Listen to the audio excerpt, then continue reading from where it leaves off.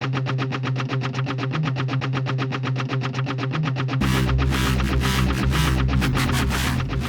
guys, it's Fuberduch, and today we're just going to do a very brief review on the Transformers Prime mold knockout. So, I got this guy actually a while back, and he doesn't have the packaging, so I can't show that off, but I do have him 100% complete, minus the packaging. So, actually, we're just going to go right into it. So, actually, I really do like the way his car looks. I think that is the strongest of his two modes, and that's how I display him. I always display him in car mode. So, he comes with this harpoon kind of a thing, and I'll take it off. It reminds me of kind of like Poseidon, like the Greek god, like his staff or whatever. But there you have that. You can just peg that right on here. So like when he's driving by, he can stab you or something. I don't know. But anyway, taking that off. His car mode looks very cool. I really do like his car mode. It does roll fairly well. The tires are they are plastic, and some of the kibble under here kind of hinders the rolling movement. So it's not terrible. But anyway, for a size comparison, here he is with my only other Transformers Prime figure, RC. Pretty bad scale, I'd have to say. Motorcycles are not that big, so I don't know. Pretty bad scale. Unfortunately, I don't have any other Transformers Prime figures to compare him with. So, here he is with Generations Hot Rod. And that wasn't on the way, but Hot Rod's quite a bit bigger. So, I'll raise the camera up so you can see. He's kind of small. So, for another size comparison, here he is with Ratchet. So, I don't know, the scale isn't really, I don't know. He wasn't modeled to scale after him, but these are two Deluxe class figures. So, anyway, there we have that.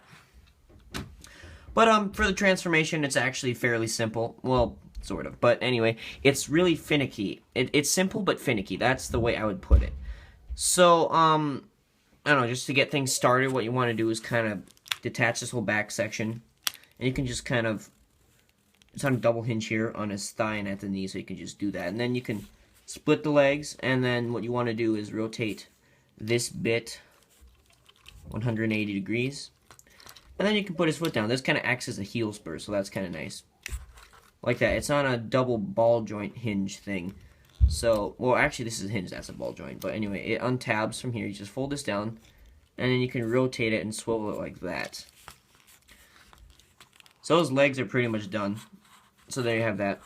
Now, things are going to get a little bit taller, so I'm just going to raise my camera. So, yeah, there we have that. So, you can kind of fold this piece out up here. And then what you want to do actually is kind of detach this up here. And then you can kind of fold these out like so. And you see his hands in here. You can fold his hands out.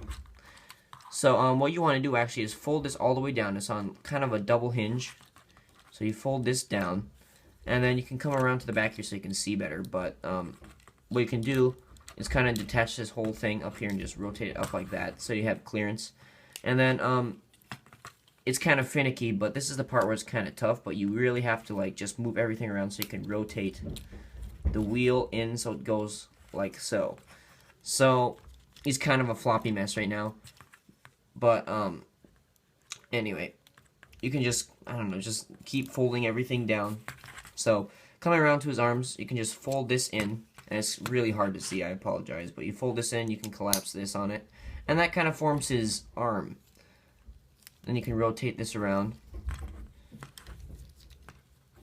and flip this up, and there you have a complete arm right there. So, same thing here. Close this up. It depends. You can do this either way. You can have this rotated and have it bend like that. Actually, no, you can't. Never mind. But anyway, so there you have his arms, and now you can kind of just bring this whole assembly down up here. This kind of splits up. Kind of fold this out. His head's up in here. See this? You just push this, and eventually it'll pop up. Oh, there we go. And it doesn't really click. It just kind of hangs out. So this you can push all the way down, and there's a tab right here that sticks into a hole right there. And it just plugs in, and then you fold these pieces in. Like that. So that kind of forms his waist. Next, what you can kind of do is, this is kind of tricky, but you really have to, I don't know, you have to separate this, sort of. If I can get my finger in there. This is the part where it's really hard, but I might have to split this up, take this out. There we go. So it just kind of comes over, like it was kind of up in there, but now it kind of comes out and over. So I'm just going to put this all back down. Just plug this right back in, fold these right back. And then he's pretty much done now if you really wanted him to be, but whatever you want him to look like, you can kind of position these however you want. I like to do it kind of in a happy middle. So like that, I kind of like to do that. Fold these up. So there you have Knockout. And he looks pretty good. I mean, he's not terrible, but no, he's okay. I honestly have to say that his car mode is the strongest. He's got a lot of gaps back here. And I don't know. The front looks better than the back, definitely.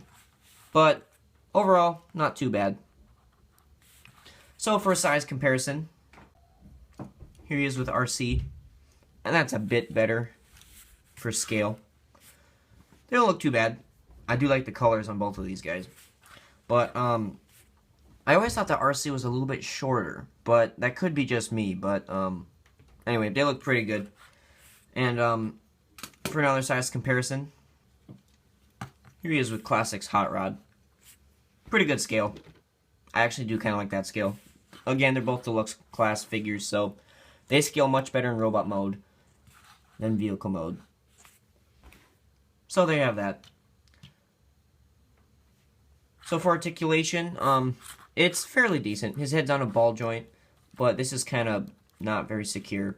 So it is on a ball joint though. And his arm is also on a ball joint. It can rotate 360 degrees. He can bend at the elbow, swivel at the upper bicep, and then his wrist is on a ball joint. So you got some pretty good movement in his arms.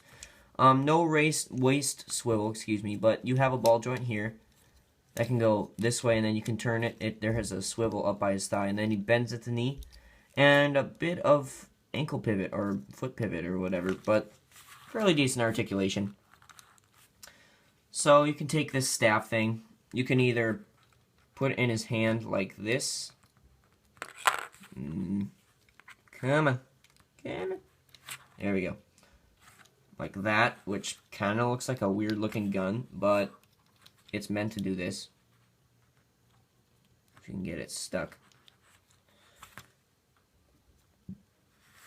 I don't know why he has a staff. Honestly, I have no idea what this thing is supposed to be.